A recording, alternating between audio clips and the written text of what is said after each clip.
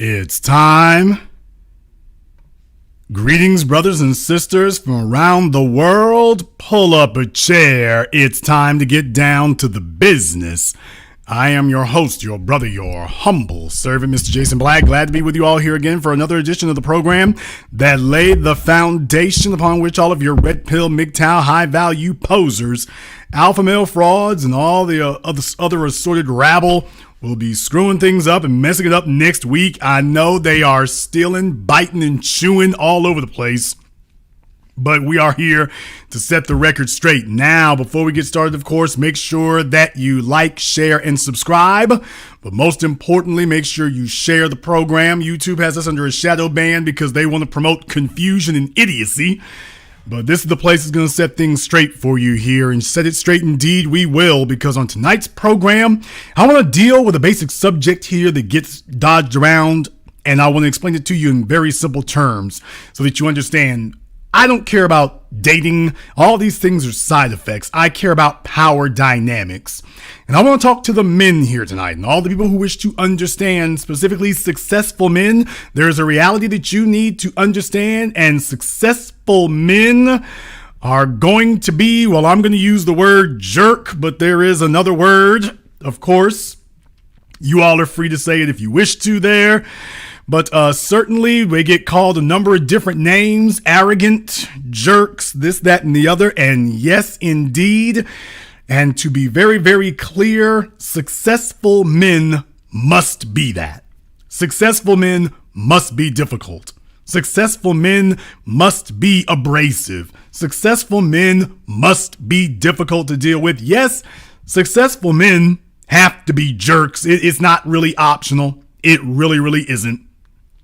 There may be slightly different terms or slightly varying degrees, nuances in the way in which they comport themselves, but at the end of the day, you can call him an ass if you wish to, but at the end of the day, it's really going to be a requisite, and there's a clear reason why that is.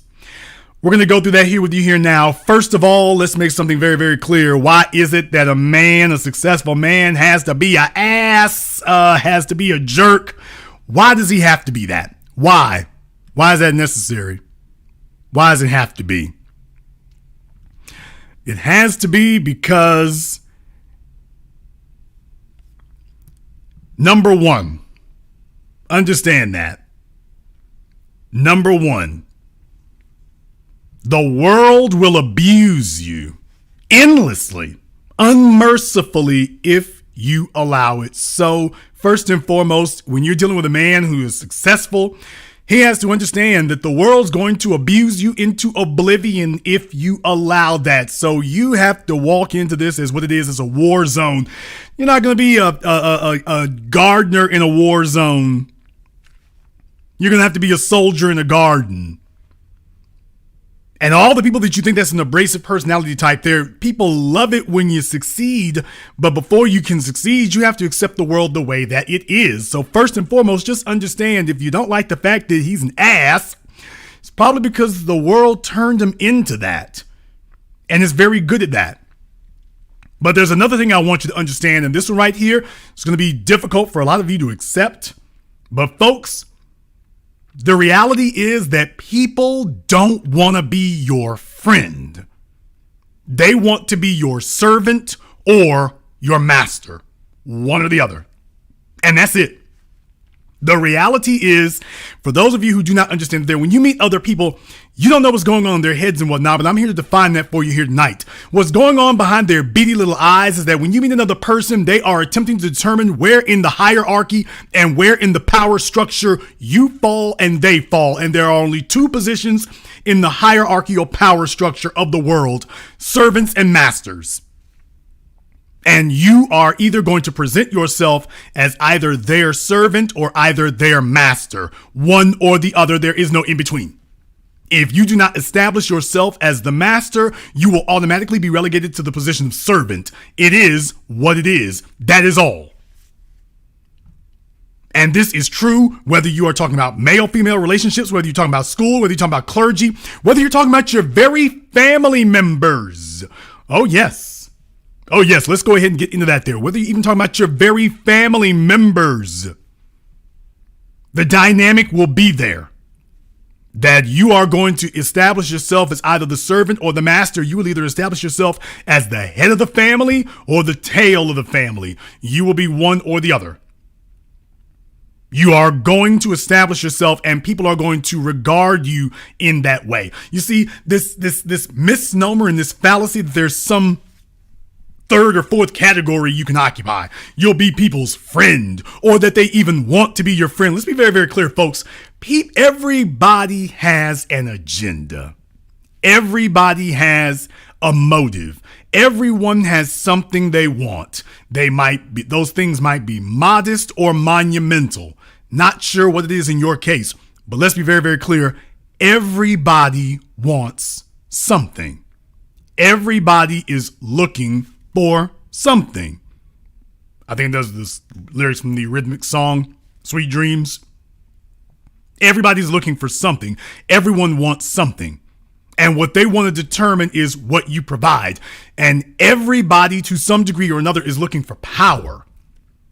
But most people don't have it. Most people don't have it. Most people can't attain it. So folks want to understand here, or at least most people don't have a significant amount of it. Most people don't have a significant amount of power. So when they meet you, they're trying to determine first and foremost how much power you got. And second of all, if they've got more than you, do they wish to subjugate you? But they're not looking to be your friend. Let's be very, very clear. They're not looking to be your friend. They are looking to see how useful you are or can be to them. And successful men understand that this is the reality of the world walking in the door. This is not something for him to create. This is not something for him to fabricate. This is not something for him to conjure up. This is the reality, and it is going to be up to him to operate in that environment. That's what you're up against there. This is the real world. In the real world, this is the environment you operate in. So successful men approach every situation from the standpoint that there is a power dynamic. There is by default a power vacuum, and he will automatically occupy one position in that hierarchy, either as servant or master. Didn't say, I know those are brutal realities because a lot of you are thinking back over your lives right now. You're thinking back over your lives. You're thinking back over your recent history. You're thinking back over your jobs, and you're realizing, oh, hell, that's me. That's what I've been dealing with. Yeah, it really is that way. But the people who got the drop on you and the jump on you were the ones who walked in the door, never thinking to themselves that they were there to be your friend. They walked in the door trying to determine, okay, which one of us is going to be the servant and who is going to be the master in this power dynamic between the two of us. You didn't create the power dynamic. Nature creates it. You simply will occupy a position in it. So if you're talking to a successful man knows he got to be an ass because he'll be damned if he's going to be your servant. If he must occupy one of these two positions, either servant or master, he is going to choose to be the master every time. He's going to choose to be the master every time. And this brings us to our next point, which is, oh hell, this is going to hurt a lot of damn feelings, but welcome to the reality. Brothers and sisters from around the world, a success doesn't hesitate to step on toes to get the job done. Because you see, once you have established that you are the master in this dynamic, folks are going to be offended. Folks are going to be hurt. Folks are going to be mad. People will have to be penalized. Once you occupy that master position, you've got the power. You must now use it. And we'll get into why exactly you must use it. Not as optional. You must use it. But a success doesn't hesitate to step on toes to get the job done. People, let's just be very, very clear about something. When you talk about folks who are influential, all of them, not most of them, all of them have a number of people who hate their damn guts. I didn't say some folks who have some disagreements. I didn't say some people who are disappointed. I didn't say some people who are slightly perturbed, mildly offended. I'm talking about folks who hate your damn guts. I'm talking about people who would kill you if they could. If they were able to do it, they'd kill you. They would take you off this planet and wipe you out of life if they could actually do it. That's just how seriously they feel about you. That's just how serious the situation is. And you know why? Because at some moment, you made a decision that affected their lives. You made a decision, you made a call that affected their lives. You were in a position of power, you were in a position to make a decision, and you made the decision, and that decision affected them. Positively or negatively, but if it affected them negatively, remember, powerful people make powerful decisions, and powerful decisions have powerful consequences. You may be in a situation here where somebody's going to have to walk away from this table without their dreams. Somebody got to walk away from this table with their dreams broken, with their dreams trampled on. And you have to make a decision. Is it going to be you or is it going to be them? Now, when you're dealing with a man who is successful, just understand the way in which he looks at the world is very, very simple. That a lot of the time, the way that things are going to go is going to be very, very simple, folks. It's going to be very, very simple. Not all of us can win. That's just the long and the short of it. It is a fallacy to tell somebody that lie. We can't all win. In the words of the late brother Nipsey Hussle, we all can't go. All of us can't go. Some of you gonna have to be left behind. That's just math. That's not even an opinion. It's math. So walking in the door, he understands that in order to get done what he needs to get done, some folks' toes gonna have to be stepped on. Some people are gonna have to be offended. Some feelings are gonna have to be hurt. Some dreams might have to be trampled. Some lives might have to be irrevocably altered. That is going to be the cost of ambition. That's going to be the cost of gaining his goals. But understand, if you're going to change the world, that's going to be the cost of it. And a successful man knows folk are going to hate you after that. Not they're going to be a little bit upset with you. They're going to hate you after that. They're going to hate that you are capable of doing that and that you would follow through. Not necessarily that they wouldn't follow through, but that you were able to. They're going to hate you for that. Can you withstand that? Can you tolerate that? Can you take that? Can you take becoming the bad guy? Are you so married to the idea that you wrap up your personal value in being liked? You tell me, because the man who is successful understands folks are going to see him as the bad guy. They are going to see him as the villain. Can you shoulder that? Can you carry that? Can you carry the weight of no longer being knowing that when you walk in the room, you will not be the most popular guy. You'll be the most powerful, but you won't be the most popular. Can you carry that? Are you really able to tolerate that? And can you really carry it? A lot of folks think they can. The overwhelming majority of them cannot. And segueing back to number 2 here, the reason why it is so important to understand that you have to establish the place in the hierarchy here. Folks, when I'm giving you here lessons from the Black Book, I want you to understand this. Your mothers and your fathers didn't teach you this. I'm giving you some lessons from the Black Book. You are constantly under attack. If you are a person who has achieved any level of success, there are people gunning for you. If you've got straight A's in class and you're on your way to a scholarship, there's somebody gunning for it. If you were the dumbest jock at school and you were looking at getting signed to the football team, there's somebody gunning for your position on the squad. If you're trying to get a job, there's 10 other people who want it. If you're trying to get a raise or a promotion, there's 50 other people who want it. If you're trying to get a management position, everybody else wants it and everybody else is gunning for you. If you have anything, any level of success whatsoever, there are a group of people, not just one, a group of people who are gunning for your spot. There are a group of people who understand there can only be one, and they're going to try to get that for you. So you have to make the assumption that you have competitors who are attempting to challenge your authority, certainly challenge your position, but challenge your authority if you have any. And your competitors are more ruthless than you. Now, there's the real reason. If you want to know why a fella's got to be arrogant, conceited, difficult, hard, he's got to be an ass. Well, that is because he understands what he had to do to get where he is. And there's a number of different folk gunning for his spot. And he knows all of them are more eager, more anxious, more desperate, and more ruthless to get to that position. Whatever he did to get where he is, there's a bunch of folks who are willing to do twice as much, 3 times as much. Engage in levels of skullduggery and viciousness that he probably hasn't even considered or be willing to do, but they're there. They're there.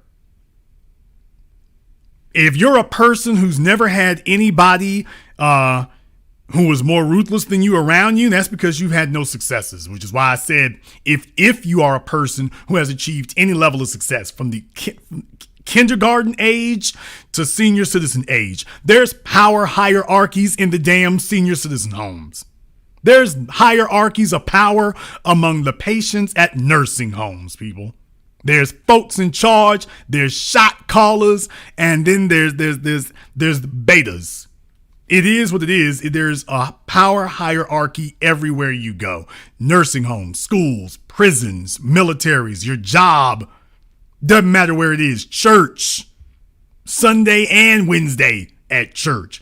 There's power hierarchies everywhere. And if you have some modicum of success, there are people who are trying to challenge your position, but they're silently waiting in the background. They're waiting on their chance. Because you see, when you strike at the king, you must kill him. You're only going to get one opportunity. You're only going to get one try at this. So when your turn comes, when you get your shot, you're only going to get one, because once you reveal yourself, you will not be able to conceal yourself again. So if you're a person who has achieved any level of success, there are a number of anxious, vicious competitors sitting around you, silently waiting for their chance to make their move, waiting for their opportunity to come gunning for you, waiting for their opportunity to take you down. They're circling and circling. Many of them are pretending to be your bosom buddies. I mean, they want to get in real close. They want to make sure that when they make their move, you're not suspecting a damn thing. So they got to put on the airs. They got to put on the dress. They got to put on the camouflage to make sure you're not suspecting. So the folks who are most eager to take your position are the ones who are cozying up to you the most. They're the ones who are trying to get you most comfortable with them, because they don't want you to see this knife when it comes into your back, when it slides between your ribs. They don't want you to see that coming, because they understand how dangerous you are. If you're a person who's at a higher level of success, they understand you are dangerous, and that you're a person who didn't get where they are by being sloppy. So you're most likely on guard and on watch against potential competitors, which means that they're only going to get one shot at you. They're only going to get one pass. But your competitors are more ruthless than you. This is why successful men have to be asses. We got to be jerks. That's the environment that we are in. Everyone loves our level of success, but there's problems with you just understanding they love your level of success, because the real thing is the masses. Most people are easily fooled. Most people are easily manipulated. That's the real problem. Why do you think there's so many con men, con artists, people who sit up here, say the most ridiculous things to folk, get folk to part with their money and leave these people with nothing in their hands? Because most people are easily manipulated and easily fooled. Most of them. Most of them. That's why most people here are sitting up here following pimp pastors and preachers. that they're very easily manipulated. The masses are easily manipulated. And because of that, if you are a person who can see through those kind of things, can see through the lies, can see through the deceit, and you have established yourself as a successful person, you understand that, well, most of the people around me are easily deceived. So when push comes to shove, when a move got to be made, I'm going to have to act on my own. I'm going to have to make the move on my own. And that is why rule number 2 is so important there. People don't want to be your friend. They want to be your servant or your master. But most importantly, rule number 3. You're going to have to step on toes. Damn right you got to step on toes to get the job done, because most of the people around you will be easily manipulated, including to go against you. They will be easily manipulated, even if it's a fool's errand, even if it can't possibly succeed, they can still be easily manipulated. And a person who is in charge, a person who has had to motivate and move people, understands how easily the average person can be manipulated, can be fooled, can be deceived. Not only fooled and deceived, but they will emotionally invest in that which has deceived them, misused them, abused them. They'll emotionally invest in it. They won't just get deceived. They will emotionally get married to it. So when it's time for you to make a move against those forces of deception, you're at best, you're going to be acting on your own. When you first make that move. Now, once people see that you were right, then here comes the cavalry, here comes reinforcements.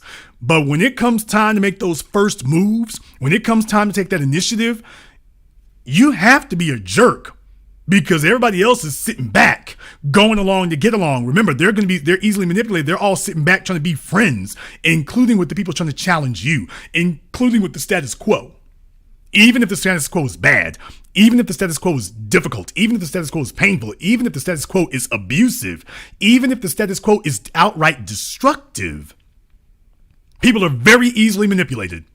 So when you are a person who is successful, yes, you're going to be regarded as arrogant, a jerk, an ass. Yeah, and you will have to be, because that's the attitude you will have to overcome the apathy of the masses who are perfectly fine suffering. You see, you didn't get to be successful by tolerating that. You got to be where you are by resisting that, but they will not do that. So you're going to have to step on toes, make folk upset, make folk mad. Later on, they're going to back down. But in the interim, they're going to be standing against you there. They're going to be standing against you, or they will not have your back. They're not going to have your back. You see, the reason why you have to stockpile so much power as a powerful person is because most of the moves you make, you're going to have to make those moves on your own. Most of the moves you make, you will have to make those moves by yourself. You're going to have to make those moves by yourself. You got to do that on your own. Are you prepared for that? Are you prepared to not just be the last man standing, but the only man standing? Ask yourselves a question, folks. What type of personality does that? What type of personality is able to maintain that type of principle and fortitude when literally everybody around them is knuckling under? What type of personality can do that? Who is going to be able to stand by his convictions when literally everyone around him is caving in and surrendering? And we're going to get into what type of personality that is. But ask yourselves, what kind of guy does he have to be? What kind of man does he have to be able to hold true to his principles despite what the masses are doing, despite what's popular, and then persevere through that? Who is going to be able to do that? Next up, understand, this is going to be a difficult thing for you to accept, but when you're a person who is successful, when you're a person who's powerful, you're going to have to be an ass to folks, unfortunately, because when you are powerful enough to help those who are weaker than you, to help those who are in need, you don't generate gratitude. You actually generate contempt, because when they see that you are able to do something for them that they cannot do for themselves, believe it or not, many of them are not going to be grateful to you. Many of them are going to be resentful. In most cases, secretly, quietly resentful. They will resent the fact that you were in an advantageous position. Every time they see you, they see somebody who had to rescue them, and they're not grateful to you. They are contemptuous. They've got outright disdain for you. How many of you have helped somebody? I want to see a show of hands in the chat room. How many of you have helped somebody? How many of you have done something for somebody? You gave them something they couldn't give themselves. How many of you have helped somebody, got them out of a bind, and that person, after you helped them, turned around and did you dirty? Started talking about you behind your back. Cheated on you with that same old broke ass nigga that you helped her get away from. How many of you have folks in your family? You got their rent paid, you got the car unrepossessed, gave them money for that car repair, and then they come back backbiting, talking dirty about you. How many of you seen that? If you agree with that, hit my likes and hit the hands in the chat room. If that's you, if you've been there, you seen that, you done that, let me see go ahead and testify. Hit my likes and throw your hands up if you lived that life. If you know that, if that's where you've been, that's what you've experienced, that your generosity was rewarded with venom and scorn by the very person that you helped out. They weren't grateful and happy. They were angry. They were bitter that you were able to help them. They're not looking at it as, well, I'm damn sure lucky to have somebody who's that cool with me. They're angry and bitter that you could do it, that you were in a position to do it. How many of you, that's your mama I'm talking about right now? Oh, hell, let me go ahead and make a whole bunch of trouble right here. In the chat room, if that's your mama that I'm talking about right now, I want you to type the number 3 in the chat room.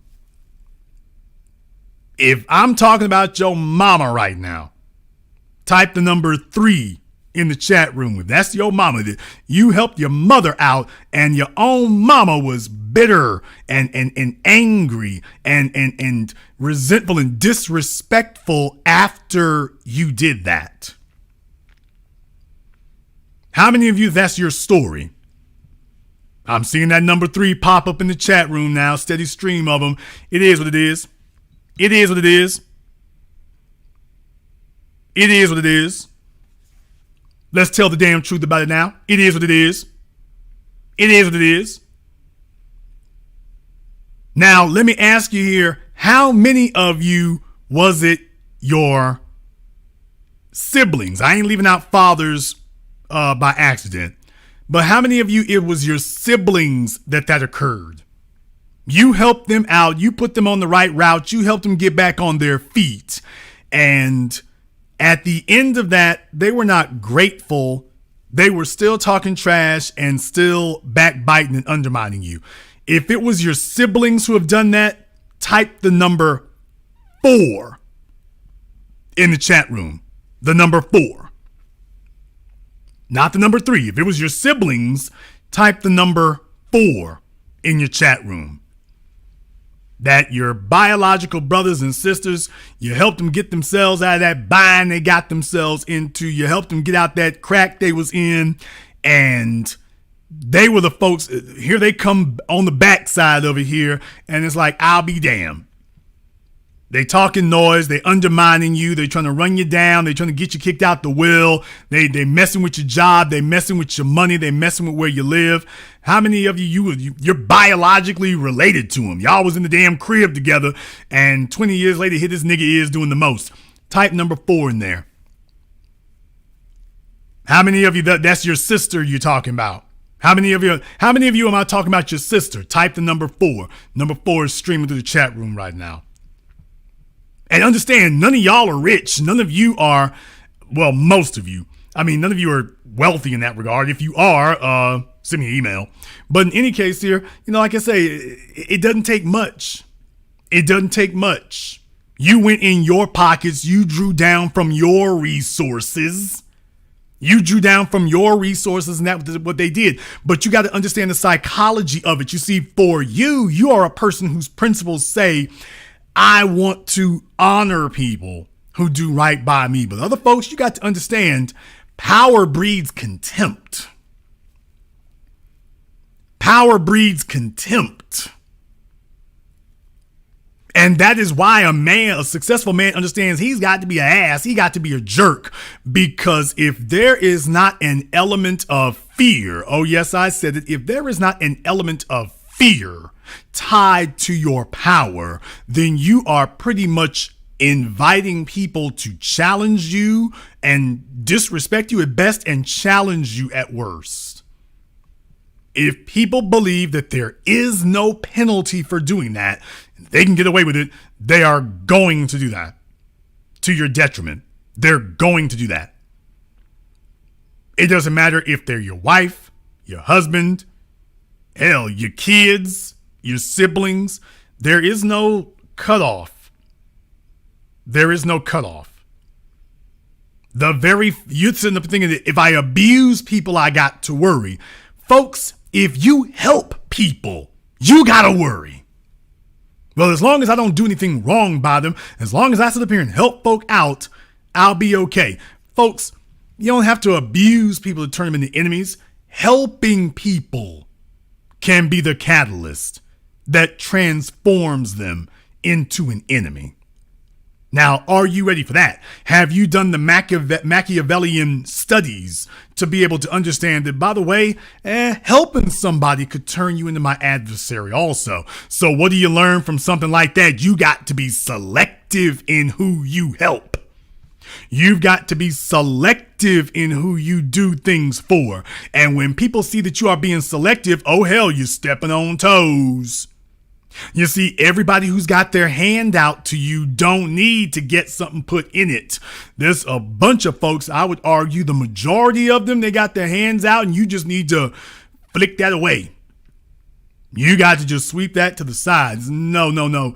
You're going to have to be very decisive in who you choose. And you're going to have to be very sparing, because the very people you help will be the ones who most resent you for being able to do so. And a powerful person needs to be ready to make those types of adversaries, make that type of offense, bother those people, step on those toes. Yes. Successful men have to make those types of choices. On the fly, on the moment. Yeah, we have to do that. Next. At the end of the day, the brutal reality is nobody's looking out for your best interest except you. Now, this doesn't mean that you have to have no sympathy for your fellow man, but you need to understand no one else is obligated to look out for your best interests. The first and foremost line of defense to ensure and protect your best interests is you. That is you.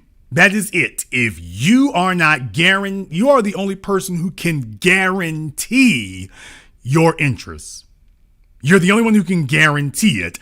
Other people might be cool. Other people might be aight. But at the end of the day, no one else is going to sit up and wake up in the morning and say, damn, I got to look out for Jimmy's best interest today. I got to look out for his best interests. You might have some parents who do that, not even all of them. God bless the child who's got his own. But the bottom line is no one's looking out for your best interest. How many of you have lost a job? If you're black, all of you. Who was looking out for your best interest the day you got fired? I got to touch you where you live right now. Come on, let's go ahead and deal with your life. I got to touch you where you live. I got to touch you where you live.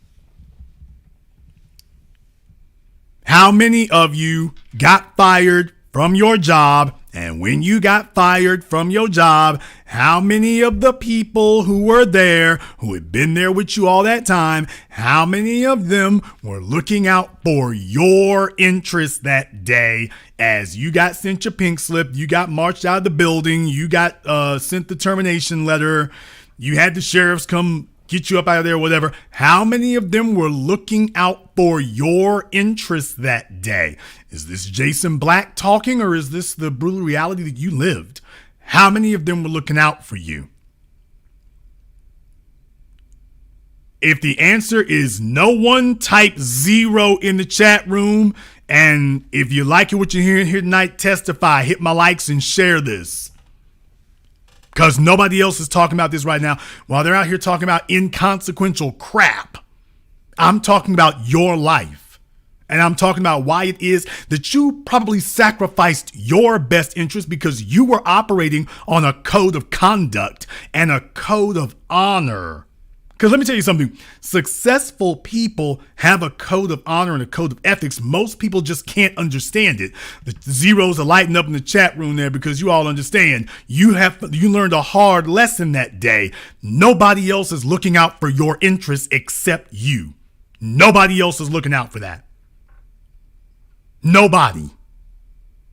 You had managers, you had friends, you had coworkers, all the folks at the potluck, and nobody was there that day. The day that it really mattered and the day that it really made a difference, you didn't have any friends. Because no one was looking out for your interests except you. That's the way it always is. Successful men are folks who've learned that lesson. They're not still fighting it. They've learned that lesson. They've learned the lesson that nobody here is invested in my well-being.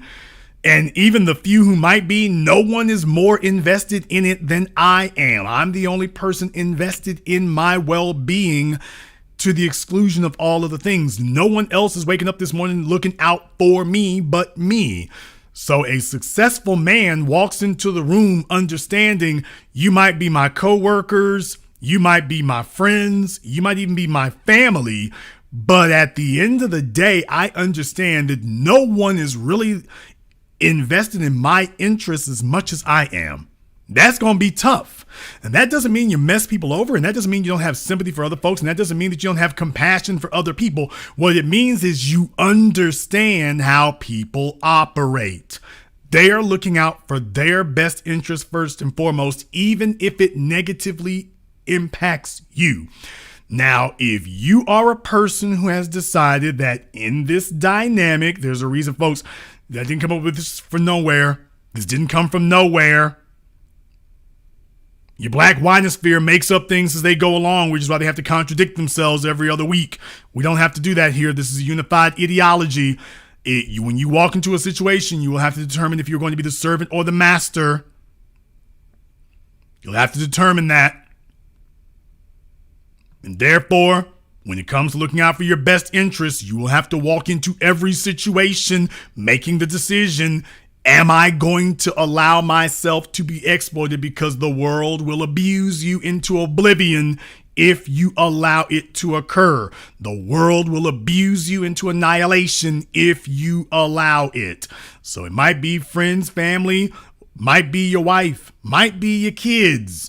But you are going to have to make a determination before you meet anybody, before you deal with anyone. You're going to have to make up your mind which side of the power dynamic you will be on. You'll have to make that decision. But there's one more thing. There is one more thing. And this is probably the most important reason why it is that you are going to have to understand that successful men are going to have to be asses and jerks. They just have to be. And the reason for that, the biggest reason, is because the world did this. The world did this. We didn't make the rules. We didn't set the rules. We are adapting to the environment. And the reality is that the world did this. Because the world destroys nice guys. The world exploits them. The world bleeds them dry. The world sucks the blood out of them. The world sucks the nutrients and saps the strength from them. The world destroys Mr. Nice Guy. The world destroys Mr. Chivalrous, Mr. Charitable. The world will simply sit here and deplete you, leave your burned up, rusted out husk, and then move on to the next. Successful people take a look at the tons and tons of corpses that the world has reduced Mr. Nice Guys to. The world does not value Mr. Nice Guy. It's not my opinion. It's the reality. And when I say Mr. Nice Guy, ladies, I'll allow you to go ahead and add yourselves to that too, if you want to, because you know it's true. The world annihilates Miss Nice Girl. The world annihilates that. The world abuses it. But particularly where men are concerned, if you want to know why successful men are the way that they are, it's because they've seen what the world does to Mr. Nice Guy.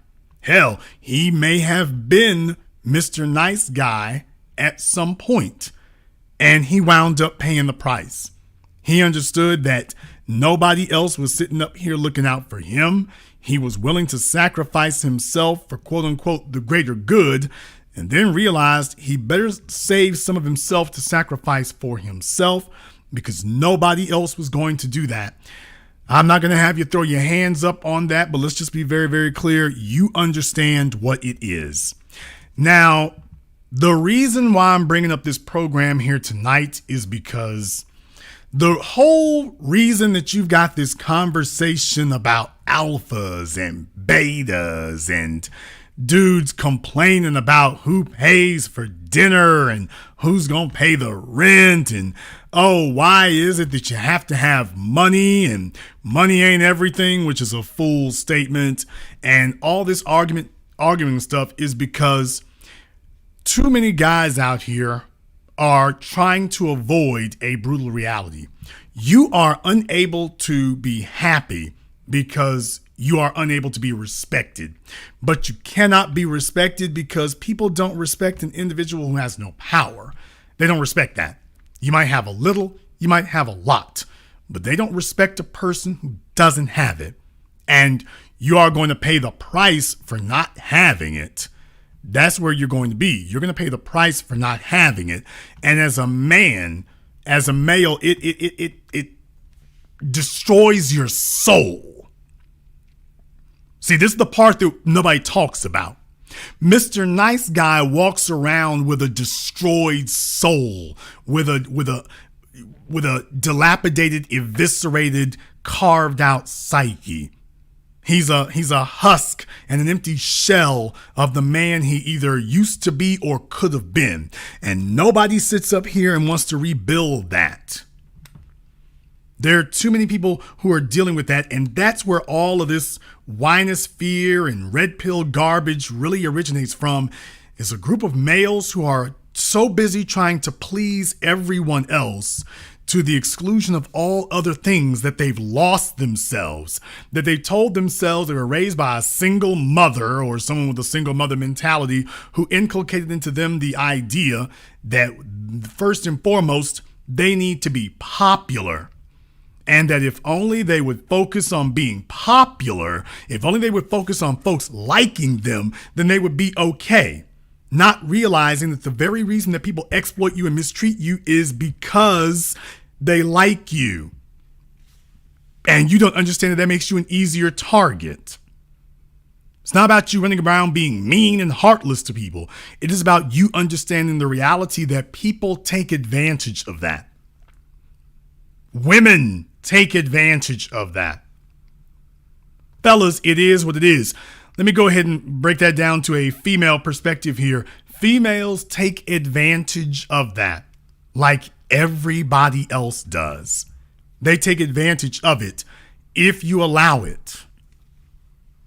You see, you can't define what being, quote, a nice guy is. In your mind, nice guy is supposed to be a reciprocal thing. But you don't understand that many folk don't value you the way you value yourself. So calling yourself a nice guy isn't going to automatically get you any benefit.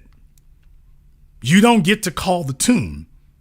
People will see what you have, and if they've made a value judgment, you are a nice servant.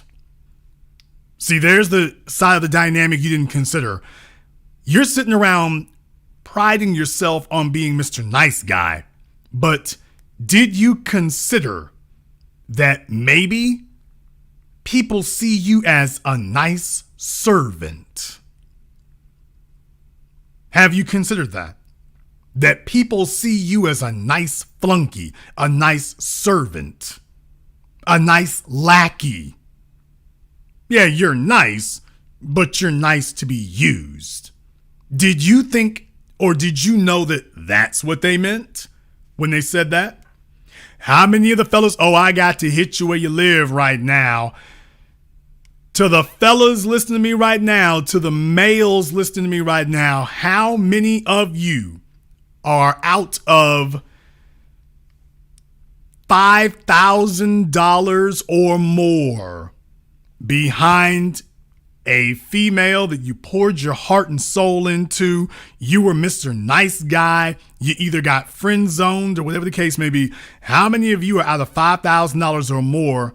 Type number 8 in the chat room. Type the number 8. And I want those of you watching this now live or watching this back later recorded, I want you to see what's going to happen in the chat room here. How many of the fellas here, you are out of $5,000 or more to a female being Mr. Nice Guy, and she's not there anymore.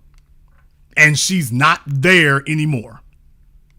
Nobody ever did that for her before. You have. If that's your story, type number 8 in the chat room.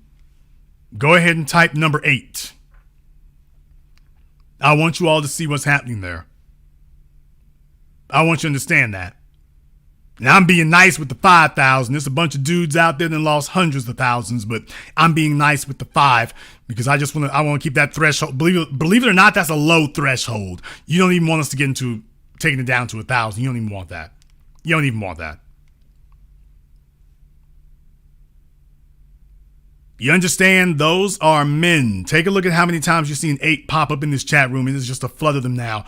Those are men who have learned the hard way that when you are not an ass, when you are not looking out for your best interests, that's what happens to you. That is what will occur to you when you're afraid of people saying, damn, you's an ass. You're a jerk. That's what happens when you're more concerned with being popular than you are with being powerful. So a whole bunch of dudes right now saying to themselves, man, I wish I'd have not given a damn about being liked and cared a lot more about being respected. Found out the hard damn way. You can't measure likes, but you can see disrespect on your bank account statements. Don't worry, the Winosphere and the rest of my copycats out there, they'll be trying to reword that next week. You can't measure likes, but you can count disrespect on your bank statements. Show me your bank account, and if you're a guy who's being disrespected, I can see the documentation on your bank account that you've been disrespected. That you are living a life of being disrespected. I can see it there. I can see it. Jason, how can you see it?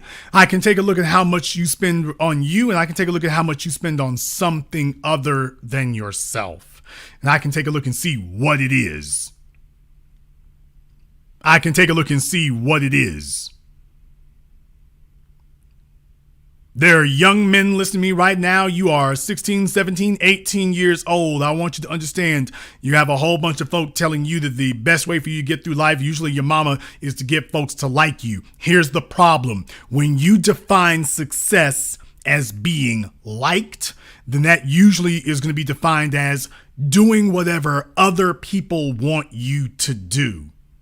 for their best interest. As long as you're doing that, hey, you're Mr. Liked. So just understand the peril of defining success as being, quote, liked is that most people usually define if they like you as being you did what they said, you did what they wanted, you did what was in their best interest, not necessarily what was in yours. These are basic life lessons that so many of you have not been taught. So many of you have not learned that at the end of the day, the very thing that you thought was ingratiating people to you was actually what was causing them to disrespect you. Causing them to have contempt for you because you are so amiable. Look it up. Because you are so easy to get along with. That's exactly where you are. That's exactly where you are.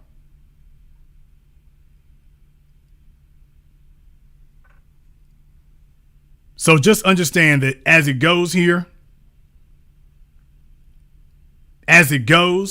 just understand that a successful man is going to have to embrace that. He's going to have to be the person who defines that. He's going to have to be the person who says what that is. He's going to have to be the person who's willing to make those enemies. He's going to have to do that. He's going to have to be. He has to be that person because nobody else is going to look out for him. He's been through those experiences. He's been misled. Successful men have to be a jerk because the world doesn't reward you for being Mr. Nice Guy.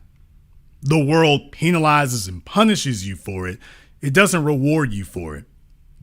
And you will be destroyed otherwise if you are unwilling or unable to accept that reality. So successful men, so many people sit up here and say, oh, he's difficult, he's an ass, he's this, that, there, and the other. And you know what? That is a requisite of succeeding.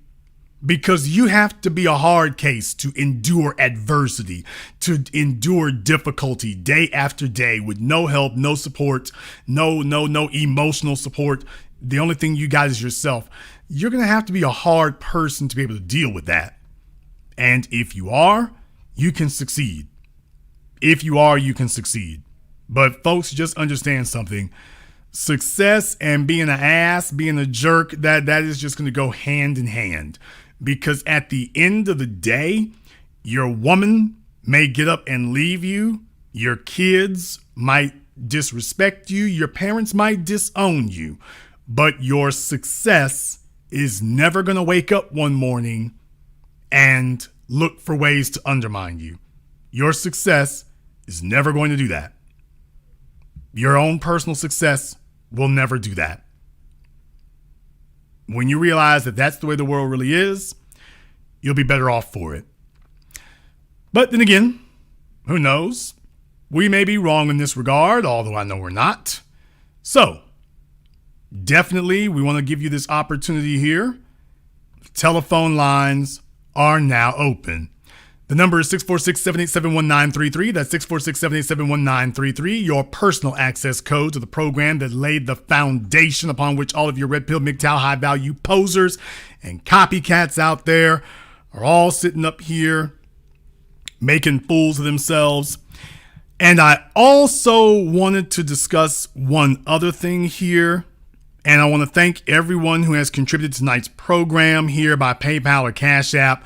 I want to thank you very much for that as well here. Mr. Saunders, thank you very much. My man Chadwick, I see you out there. We appreciate that as well. So thank you very much for your support.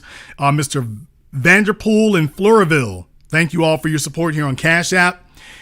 And I'm going to be addressing some bad advice here because there's a lot of bad advice out there. And I'm going to be doing a program where I go ahead and take it with that because there's folks are out here literally on the internet setting themselves on fire, giving out megatons of absolutely horrific advice, poisoning the minds of generations. That's why YouTube promotes them so much.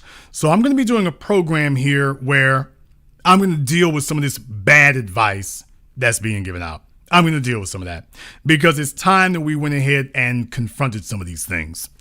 But in the meantime here, if you are a woman. I don't know if you're a woman here who says that successful men are jerks, they're arrogant, they're conceited. If you're a female, I want you to go ahead and give us a call. And if you've been required to call in by my mods, that is not optional. If my mods tell you that you must call in, now, if they invite you, that's one thing. If they tell you you can, that's one thing. If they say that you are required to call in, then you are required to call in or you'll be removed. Simple as that. The telephone number is 646-787-1933. That's 646-787-1933. Everyone here, thank you very much for joining us here tonight. Please make sure that you share the program. This is the only place, the only one that is engaging in actual useful, actionable adult discussion. So make sure that you are sharing this program. Make sure you like this. It's going to be very, very important. Let's go ahead and grab a few phone calls here right now. Let's get caller from area code 225. You're on live with The Business. What's your name? Where are you calling from? Hey, how's it going, Jason? My name is Jordan, and I'm calling you from Baton Rouge, Louisiana. Jordan from Baton Rouge, what's on your mind? Yeah, so I think just want to give you kudos for tonight's topic on tonight's broadcast. I think you've done an amazing job of outlining this, because this is actually something I've dealt with personally, you know. And I think what it all boils down to is people's understanding of what being successful is. Yes, there's different types of success, but as you have so brilliantly laid out, is in today's society with, you know, a white supremacy power structure, you being successful is you becoming powerful, you know, applying power dynamics, which, you know, I've been doing in my life for sure. I appreciate that. I'm a young kid, you know, I'm 23 years old, but the people who have been affected by this world white supremacy, like you said earlier, they coddle up to it. You know, their trauma response is to be a little child to white supremacy and say, "Oh, I'm sorry, I got out of the line. I'm not going to get out of the line anymore." But the people who tend to be more successful, especially black men, they know that it's me against the world. Well, let me find out here. What did your parents teach you about this? Nothing. My parents, I actually don't have a relationship with my parents. As far as I respect them, I talk to them. But I'm 23 years old. My parents, well, my dad is like 61. My mom is like 54. They cannot tell me anything. I pay all of my bills. I don't ask them for money. I live on my own. I'm very successful for my age. And they didn't teach me any of this. I make more money than my mom and my dad combined. And so I had to get a lot of this from you, honestly, but a lot of it just came through, their lives, the way it panned out to them. No, I can't listen to you because look at your life. You're weak. My dad has the struggles. Some of it wasn't his fault, but at the same time, he's weak. My mother. Well, let's back up. Let me back up there right there. Let me talk about your dad right quick here. Let me find out about your father. You said your father's in his 60s? Yes, he's 61. Okay, so your dad was... Okay, your dad was... Okay, well, slow down. Your dad was over 40 when you were conceived then. He was 38. Okay, so he was 38 years old when you were conceived. All right. With that being the case then... Now, he wasn't no young chicken at that time. What did your dad do for a living? Was he in the military? That's a very great question. No. So at the time, my dad went to Southern University, and he graduated to be an ergonomist, a soil scientist. And so he was working for the government. He had his own office and everything. Everything was great. But he actually got caught and had to do some time in federal prison. He said he went to a camp. He got caught taking bribes. And so that was around when he got with my mom, that's his second wife.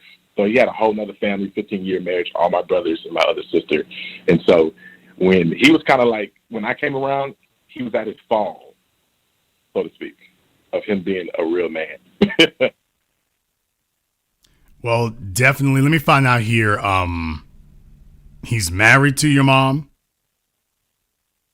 He was. My parents got divorced when I was 3 years old, and he went on to marry my stepmother. There you go. When I was around 2008. There you go. Okay, so he went off and got remarried and had more kids. No. He didn't have any more kids. I'm the baby. I'm the last one. Okay. No, I think my stepmom got pregnant, but she can't have kids, so I think she had a miscarriage or something. Which was probably a good thing. Okay. So let me find out here, though. How many children total does he have? My dad has 5 that he knows of. Okay, I'm about to say by how many different women? There's his first wife. There's my mom. So it was just me with him and my mom. And I ended up meeting my sister supposedly at my high school graduation, but they didn't want to go through. She didn't want to go through with the DNA test, but she looks just like us. So we don't know how many kids you got, but for sure 5.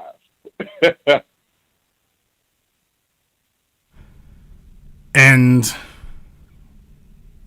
I guess the most important question here is, after 6 decades of walking this planet and almost as many children, or let's just assume there are, what is he passing on? What is he left for you all? What has he built for you all? What is he going to be leaving behind?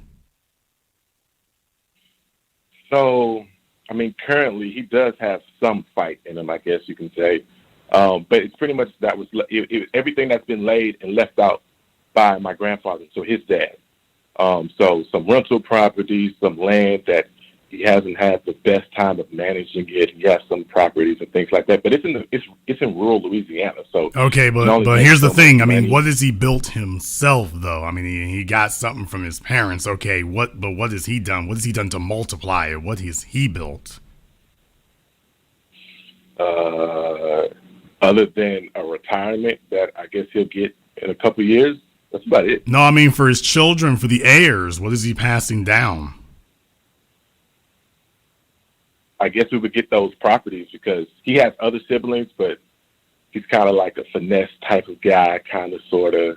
And so he pretty much was able to, get my grandmother because my grandfather died before my grandmother, got her to sign everything in his name. And so everything that was supposed to be right, but what is he? Children, okay, yeah, but he got her to sign it over. But what has he done with it? We see what Donald Trump did with what he inherited from his dad. What did your dad do? What did your dad do with what he got from them, so that he's ready to pass it down? Because he's got more children of his own now. So what did he do with it? So right now, I think he has about 3 rental properties that obviously are on the land. They had some housing structures there. He didn't completely demolish them, but he did build them up. He's currently working on number 3 or 4, and he has about 3 tenants in the 3 that are available. So he's somewhat gotten somewhere, dealing with that. With all due respect, you sound very uncertain, so it doesn't sound like the situation's very solid. And that's the real point I want to pass on to people here, is that it's hard enough to be a father under one roof. You got kids all over the place and stuff. Forget it. It's going to be an untenable, absolutely unmanageable situation. And that is why, he's a young man on my phone right now, but he's had to learn some difficult lessons early. But you know what? That's a good thing, too. Oh, yeah. Because I want you all to understand, there are going to be folk. I want you to learn early who you can depend on and who you can't. I would rather you learn these lessons at 23 than to be trying to learn these lessons at 43. I would much rather you learn them now. And then sometimes, hell yeah, you're going to be related to some of the people you can't trust. You're going to be related to some of the folk you have issues out of. You're going to be related to some of the folks you got to be hard and difficult with. You're going to be related to them. And then hopefully, if you recognize this early with them, you'll be recognizing it in other places as well. I think that's pretty important too. Thank you very much for giving us a call tonight. Let me get caller from area code 281. You're on live with The Business. What's your name? Where are you calling from? Prince out of Richmond, Texas. Prince out of Richmond. What's on your mind? Well, Jason, They give you the cliche of a happy wife, a happy life. No such thing. A man has to protect his resources so he can pass them to the next generation. All anybody has to do is go to your nearest court. If you want to know if you're successful or not, let somebody haul you in the court when they're trying to get your money. They'll let you know how successful you are, whether you believe you are or not. So with the young man that you were just talking to, I was saying the same thing, that when a child turns 18, the last thing you want to have for them is excuses. You should have something built up for them. It's something that you can pass down, and you should have been preparing them to take over when you pass from day one. And when everybody out here loose with their seed, making all these babies, now, that's one thing I did not do. I was hard-headed when it comes to dealing with certain women, but hey, I wasn't loose with my seed, and I wasn't loose with my money. And that's why I think a lot of people the young people shouldn't have to suffer like this. I don't know what to say. You know, it's hard because these people make the decisions to not prepare for their children. They're not going to respect you if you haven't left them anything. They can like you and not respect you. So that's all I have to say, Jason. That's an interesting concept that I try to teach people about here, that a lot of folks have been infantilized. They want to make it simple and easy. They just want to drop some kids and figure it'll take care of the rest. And they're trying to deal with their children as their peers. And that's never the way to deal with that. You see, when you have children, you realize children are an obligation. And as an obligation, yes, you've got, when you say they're an obligation, that means that you have to show results. You don't get to bring them excuses. You have to show results. Yes. If you don't show results, your kids don't eat. They don't have clothes. They don't have a better life. Your kids are going to do without when you don't have results. And that is the true measure of a man. The true measure of a man. Okay. All your bastard baby makers out there and whatnot, y'all feel bad because you found out too damn late. The real measure of a man is his dedication to producing for those whom he has obligated himself to. That's the measure of a man. Yes. Understand something. He's got an obligation to feed his family and take care of his family. He's got an obligation to them. He doesn't have that same obligation to yours. No. And he's not supposed to forsake that obligation. He's supposed to take, that is the most prime sacred thing that he has. If he has created miniature replications of himself. When you have children, those are miniature replications of you. And you are supposed to dedicate your everything to making sure that they have everything that they need to build greater than you have. Did you hear the words I said? Greater than you have. That's the only way that a child can honor their father's legacy, is by doing more than the father has. Your obligation is make sure they have the necessary tools. Their obligation is to follow through on what you set up for them. But understand, you guys set it up first. And that is why the idea of bringing excuses is unforgivable. You don't have the option of bringing your children excuses, because they're going to live with the consequences of what you have or have not done. And that is why a woman respects a man who is an ass and don't give a damn who don't like it. Because she understands that when she is with a man who doesn't make excuses, she is going to be a guaranteed beneficiary. If he gets up every morning and she sees he don't bring no excuses, then she knows the job's going to get done. His attitude may be something that offends her for a few moments. His lack of productivity will offend her for a lifetime. Yes. Jason, let me tell you something, man. Really, see, people don't realize that a woman is not going anywhere if she's with somebody that's going to produce for her, that's going to protect. She may not like it. She may seem like she hates you. That doesn't mean anything. The fact is she going anywhere? If a man is on his grind doing his post, you have to leave more women than women don't leave you. Never had woman problem getting a woman, getting rid of them. That's hard. Well, I want to expand it beyond that though, because people in general here, when you are a person who is productive, in other words, when you can do more for somebody else than they can do for you. And notice that doesn't necessarily have a financial requirement. When you can do more for somebody else than they can do for you, at that point right there, you're powerful. But they don't respect you if you're if you can be taken for granted. That is why you have to let them know that you'll draw down on them. That's why you have to let them know you're not going to be easy. You may be easygoing, but you're not easy, because they don't respect you otherwise. Let's be very, very clear. Nobody considers you powerful if you're harmless. As a man, I want the males listening to me right now, understand something. No one considers, you're not considered powerful if you are also considered harmless as a man. There is no man who is powerful and at the same time harmless. Those two things are mutually exclusive. The more powerful you are, the more people have to take you seriously as a threat. It doesn't go any other way. I'll let you have the last word. I'm not trying to put you out there, Jason, but are you saying a man has to have the ability to punish a woman? Because a lot of women will take that the wrong way. But is that what you're saying? Folks can take it any way that they wish to. I will stand by the words I have always said, which is that you need to be able to reward your friends and punish your enemies. That is the way it is. It is your job to be powerful and a producer, and it is everybody else's obligation to figure out how to get on your good side. That's their obligation.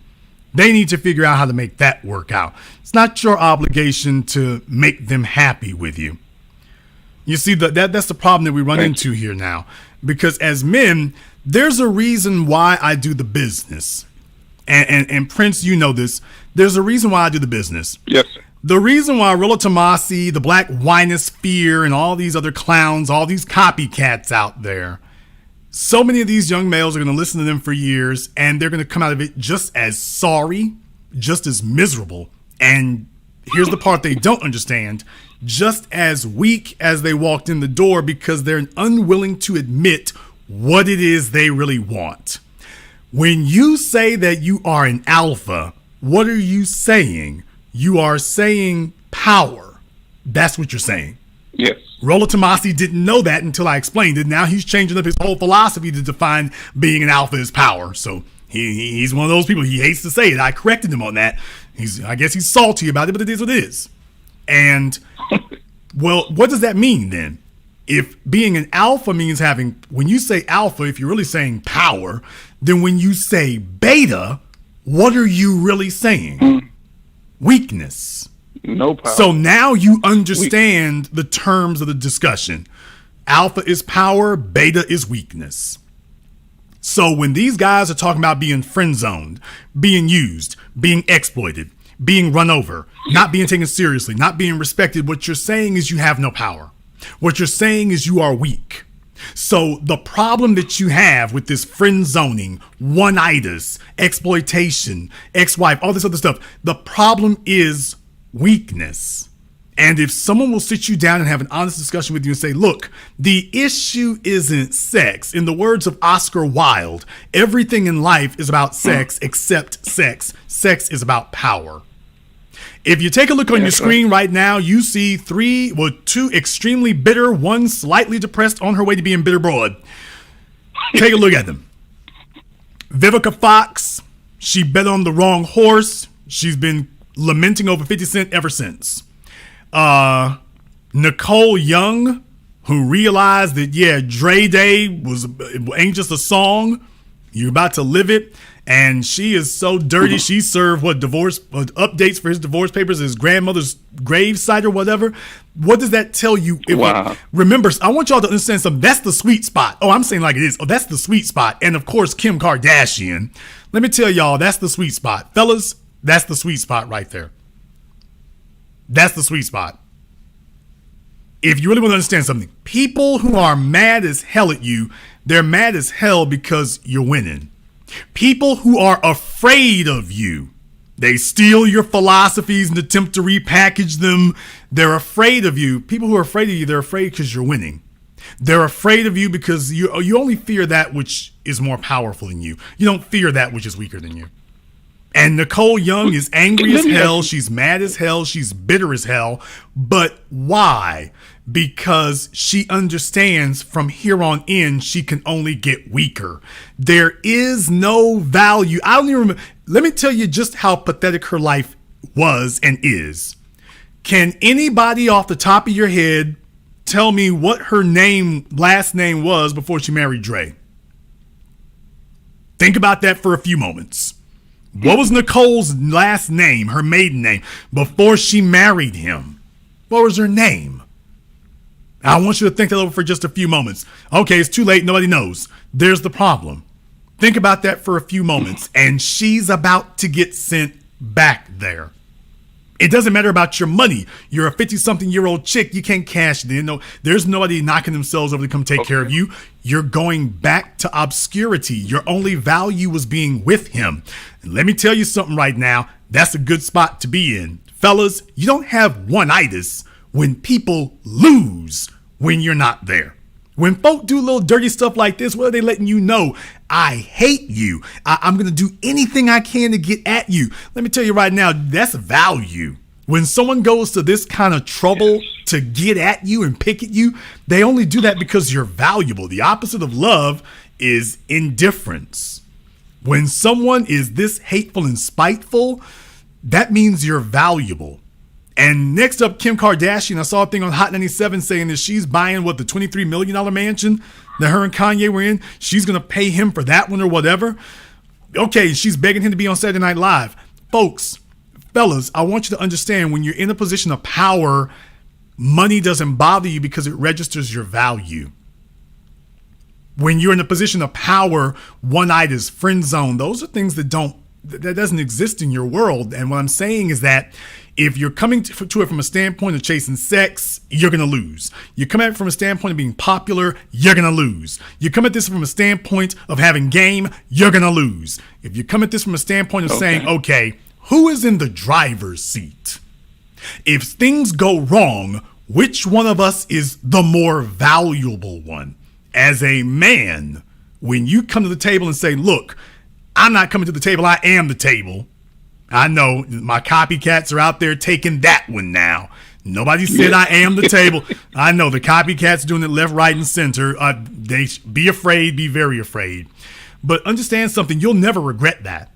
You will never regret being in the driver's seat. You will never regret being the one who, if you don't pay the bills, everything falls apart. You'll never regret that. You'll never be sorry about that. You'll never be sad about that. I've had to tell you guys for years, there's always some dumbasses on the internet. They love posting videos about folks getting divorced and whatnot. And I said this to y'all before when Kanye and Kim were first breaking up. I said, I was the one sitting there telling you all, understand Kanye is going to be on easy street. Things are going to get better for him. He's going to be loving every minute of it. It's Kim who's going to come back to him. I said that when it first happened. Did it occur exactly as I told you it would occur? Hell yes, it did. Yeah. And the reason is because the copycats and fakers didn't understand this because they're winging it. But the truth of the matter is, I told you, where's she going to get another Kanye? You're not going to get another Kanye. You live on attention. You're never going to get more attention than you are with being with him. And you can leave the marriage, but you're not going to want to give up the attention. Therefore, he's always going to be in the driver's seat. And as a man, as long as you have that, you will be powerful. And as long as a man feels powerful, he can shoulder any burden. He can endure any hardship. He can live through any annoyance. As long as you know at the end of the day, she wants what I got. Whether we're together or not, the job you used to work at, they want what I got, whether you're working there or not. No matter what the situation is, as long as you're the one who is in demand, you'll be able to get over anything. Thank you very much for giving us a call tonight. Let me get caller from area code 702. You're on live with The Business. What's your name? Where are you calling from? Hey, what's going on? This is Dunamis. I'm calling from Interstate 77 southbound in Ohio, but I'm from Las Vegas. I'm driving a semi, so please excuse the noise. No, actually, it's a pretty quiet background behind you there. Dunamis, what's on your mind? All right. It's a good thing I bought an expensive headset. All right, so what situations constitute a more friendly, cordial, and or professional approach? And what does the escalation of assery or escalation of force look like before you have to drop the hammer on somebody? Okay, well, those are very vague terms that you're using. So in what context do you mean that? So if I'm out somewhere dealing with somebody, some random person I don't know, when is it more acceptable to be a little bit more friendly as opposed to just being a jerk? Or even when dealing with like a fan or somebody, am I still a jerk, or am I more friendly or just a jerk? Well, just remember, you're not trying to carry yourself that way. What you're doing is you look out for your interests, and people take it that way.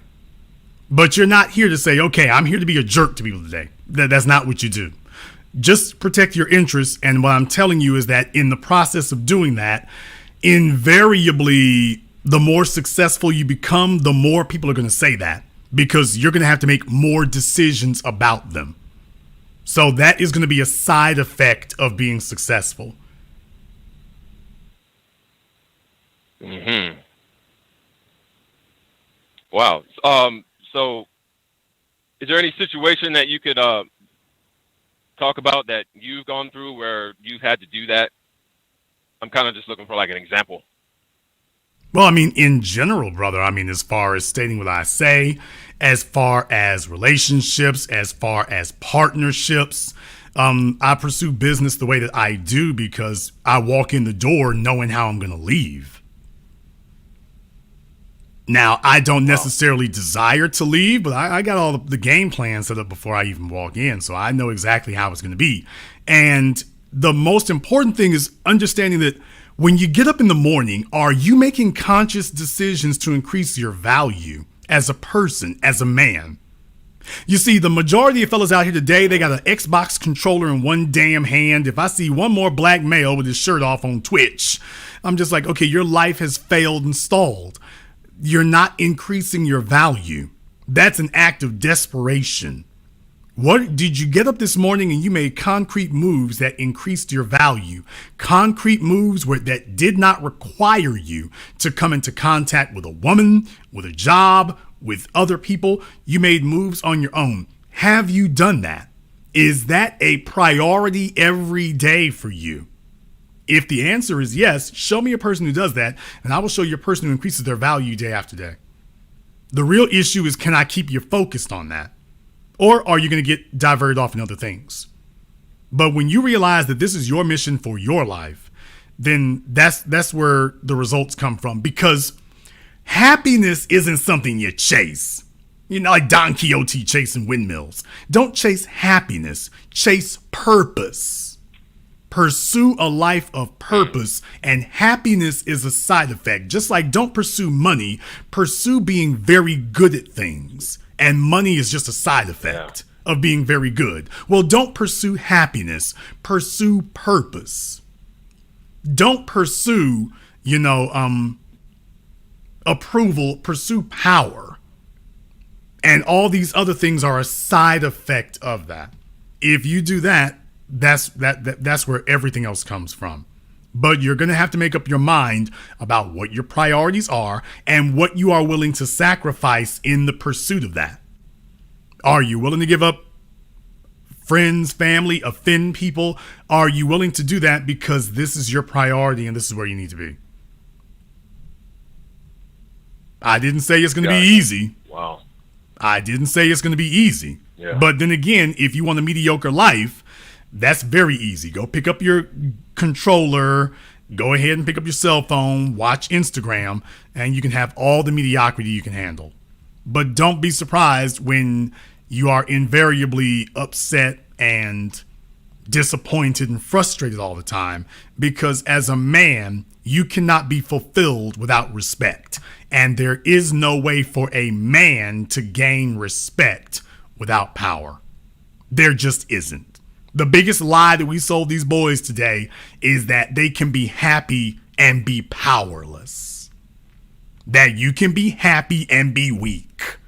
That is the single biggest lie that they sold them today. This is the great sin and the great crime that the Rollo Tomasis commit against these young men. Is telling them that this is a praxology and all this old crap because he can't tell you how to be more powerful because he doesn't know how to show you how to do that. I can tell you how to do that. And the reason that's important is because you'll never be happy until you are. The reason that these young boys out here go shooting up schools, shooting at exes, raising all kinds of hell is because they feel powerless. So they resort to some desperate tactic in order to attempt to regain their power by force. Whereas if someone had sat them down and mentored them and studied them in the ways of increasing their value and gaining power so that all these other things they want are attracted to them, they'd never go to these other extremes to begin with, because they would already have proximity to everything they want. Thank you very much for giving us a call tonight. Let me get caller from area code 419. You're on live with The Business. What's your name? Where are you calling from? Hey, what's up, Jason? This is Joe from Toledo. Joe from Toledo, what's on your mind?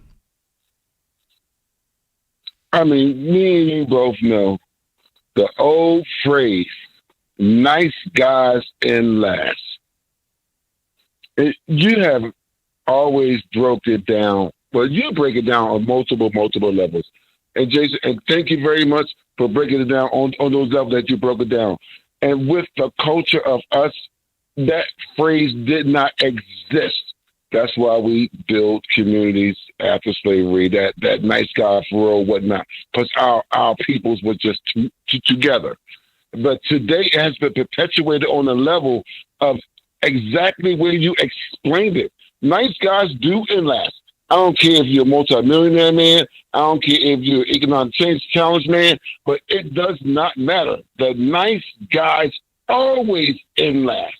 And you broke it down on a level that right now your listeners, and don't get me wrong, the topic that y'all talk about now, I agree everything what y'all said, but you have focused on the nice guys last.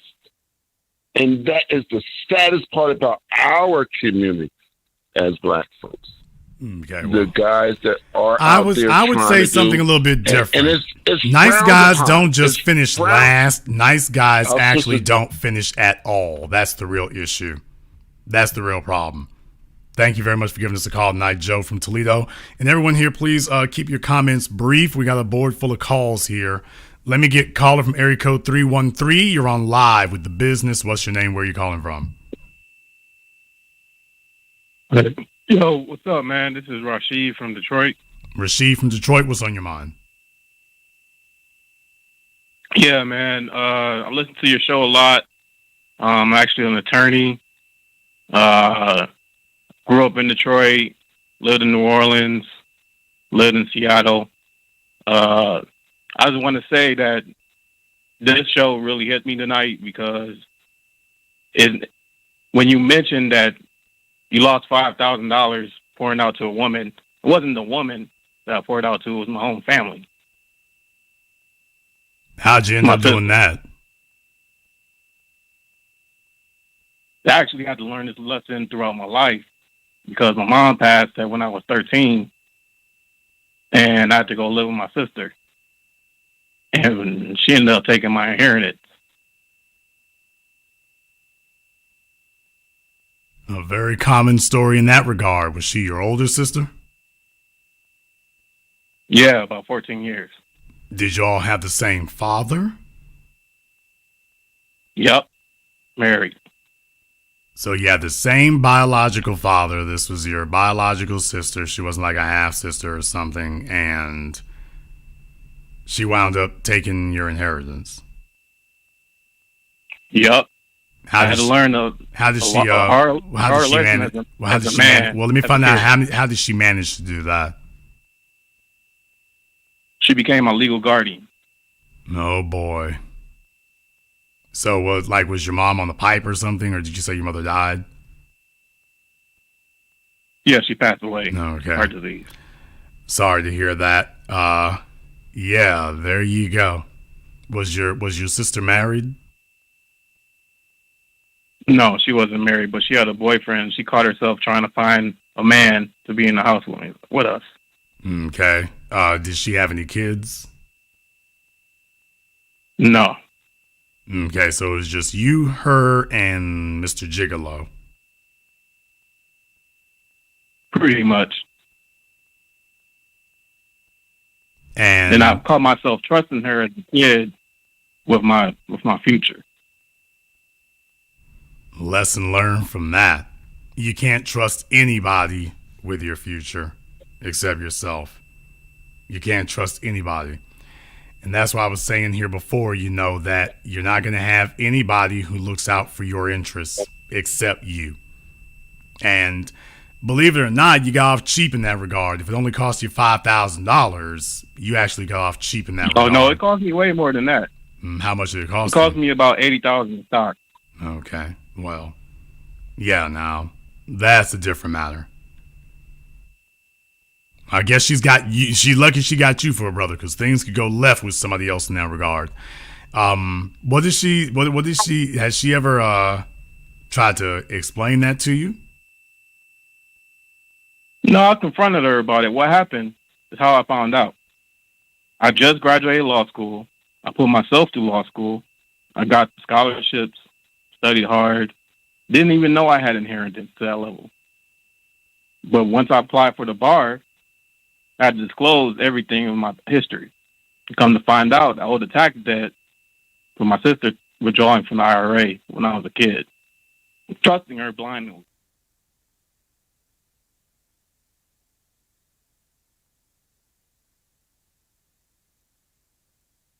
So, finding that tax debt, it was about $10,000, stemming about from 0506, and I, put on my big boy pants and represent myself essentially, because the system was trying to keep me out of law practice. Well, let me find out here though. Where was your dad? No, he was on drugs. Okay, so dad was one on the pipe. Mom died of heart disease. There was nobody there, ostensibly here to prevent that from occurring. So, from the age of being an adolescent to being grown, he's not really in the loop about what's happening. His sister has been designated his guardian and basically pulled a Gary Coleman, for those of you who remember what happened with Gary Coleman's parents. So, basically, she pulled the Gary Coleman parents on you, and away you sit there in that regard. Yeah. It's I had to learn the lesson. I had to learn a grown man lesson at 13. And to this day, I carry that lesson with me everywhere, even as an attorney, because especially growing in the attorney in Detroit, I'm a criminal defense attorney. I see it every day with, my clients, prosecutor, you name it. Other attorneys, it's all a form of abuse from every angle. And the more you shine through, the more they try to take it from you. I try to tell people about this, and this is why I did tonight's program here, because I want you all to get comfortable with it. And it's not about you becoming abusers or whatever. It is about you reaching an equilibrium with your environment by first understanding the lesson that we were talking about here earlier tonight, which is that the world destroys nice guys. The world takes advantage of that. That's why the very first rule I laid out here tonight was to sit up here and tell you that the world will abuse you endlessly if you allow it. There really are people, friends, family, folk you're related to, blood folk you're related to, who will sit up here and bleed you dry if you let them. Now, in your case, you had a limited amount of control where that was concerned. But what it did teach you is at a very early age, people really will do this. I mean, they actually really will do things like this. Absolutely. They really will. And it didn't just happen. That might have been the first time it happened, but it's not necessarily going to be the last time it happened or could happen. The follow up on that in practice. So I tried to help, not help, but work with my other family member, a cousin, in buying a house. I just bought a house this past year. And I had to fire him mid-search because I was, witnessing clear incompetence, and I can't really allow that in my space. See, you got one thing I want to add to your list is don't let what people did for you in the past control your future. Well, 'Cause not they what they say, did, not what they did for you or to you, because you don't have permanent friends or permanent enemies, only permanent interests. And the real thing is, the sooner that you identify what those interests are, the sooner you can start protecting them. But if you get it in your head that what's in everybody else's interest is in your interest, that's when you start getting taken advantage of. Thank you very much for giving us a call tonight. Let me get caller from area code 678. You're on live with The Business. What's your name? Where are you calling from? Oh, hey there. It's Castle. I'm calling from Kennesaw, Georgia. Castle from Kennesaw, Georgia. What's on your mind? Hey there. So it's really informative. Explain all these things. So these are almost tangential to stuff I grew up listening to or whatever. Like, for example, you mentioned something about not trusting certain people. I watch wrestling, so like wrestling name Stone Cold Steve Austin. His moniker, or not his moniker, his phrase was always DTA, don't trust anybody. And I used to think that's kind of a extreme way to see fellow human beings or whatever. So my question to you is it almost safe to say you're saying that it's lonely at the top? Is that pretty much what you're saying? Well, yeah, because by definition, leadership is a solitary position. Being special is a solitary position. Hell, succeeding is special. Therefore, being a success is a solitary position. But let me go back to this don't trust anybody thing. The reason why the winosphere and the red pill failed at being able to prepare young men for what they were going to deal with, especially where females were concerned, is because they taught this philosophy. What they're struggling with is trusting women. And they were all shocked when I explained to everybody that when a man is in the position of power, you don't trust women, you lead them. You see, when you're leading someone, that doesn't require trust. It requires compliance. It doesn't require trust. See, when you're walking into a situation talking about, well, I got to trust them, well, that means you are either in part or in whole leaving your fate in their hands. When you're in a leadership position, a leader doesn't have to trust you. He's requiring compliance, not trust. He's doing oversight. He's making sure the job gets done. He's making sure you're the right person, and he makes sure the job gets done. That doesn't require trust. When you are executing oversight, I ain't leaving this up to chance. This isn't a matter of trust. This is a matter of power and compliance, not trust. So the first thing there is, I would advise you all, the closer people get to you, the more oversight you need to be executing. The more you need to know. I didn't say the more you need to trust, the more you need to believe, the more you need to think. No, nigga, the more you need to know. You need to have invasive knowledge. Because if they've got invasive, pervasive amounts of proximity to you, they've got the ability to destroy you. You better have the ability to at least assure mutual destruction. Too many folks sit up here walking in situations, with this idealism, trying to put their fate in other people's hands, and then get surprised when people act like people. When somebody realizes, as I said from the beginning, when someone realizes they got more power than you, they will be very tempted to take advantage of it. Your job is to make sure that you're always the more valuable, the more powerful, and then you don't have to worry about quaint little concepts such as quote unquote trust. Alliances aren't built on trust. Alliances are built on mutual benefits. I got something they need. They have something I want. If they tick me off, I can deprive them of what they need. I don't have to trust him. This isn't a matter of trust. We have mutual interests. I have control. I don't require trust. And see, the real problem is that as a man, when you're dealing with society as a man, you are supposed to be the chief protector and provider of the society. You don't sit up here and meet outsiders, treating them like friends. And I got a few words to say about that, because some of you folks out here been misleading you about how to deal with outsiders, which it just stuns me that any of y'all are still listening to these clowns, but okay, fine. The folks are easily fooled, all right. But as a man, your job as chief protector and provider, you're not supposed to be running around talking about trusting people.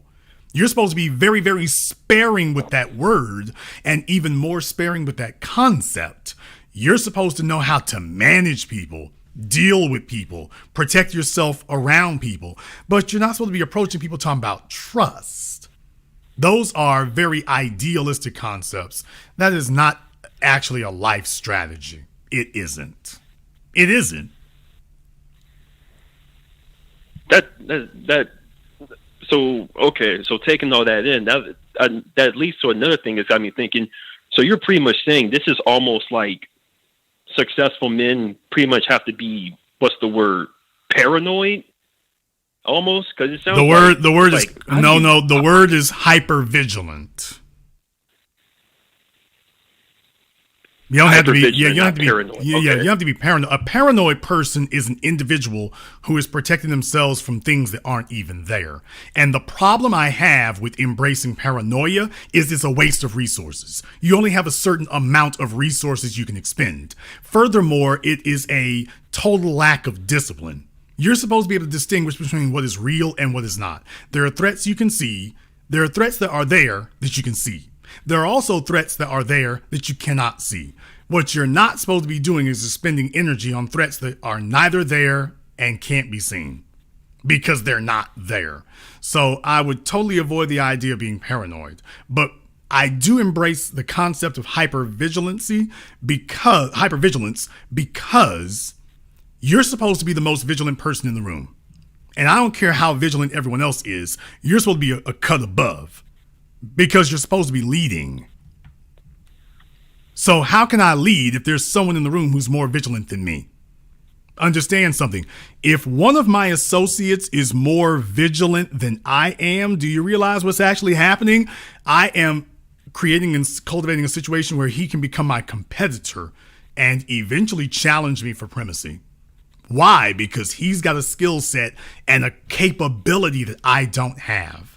So long as he's cool with me, I guess we're okay. But if the day ever comes that his attitude towards me changes because he at least sees us as peers, or at worst, he now sees me as his subordinate, that he's the one who's really got the greater goods, so that the people would be in better hands if he could move me aside.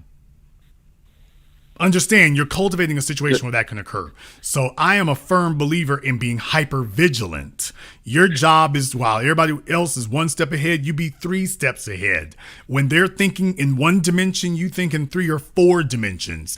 That is a responsibility that you should have. It's not about being paranoid.